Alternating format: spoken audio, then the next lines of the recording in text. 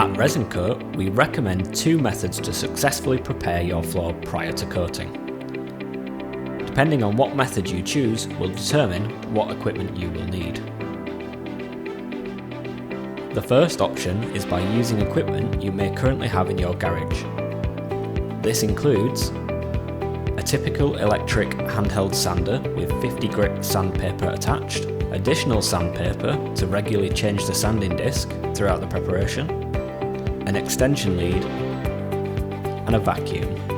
This is the lightest form of surface preparation, which can usually be carried out by a typical DIYer. The second option is to hire a hand grinder and equipment.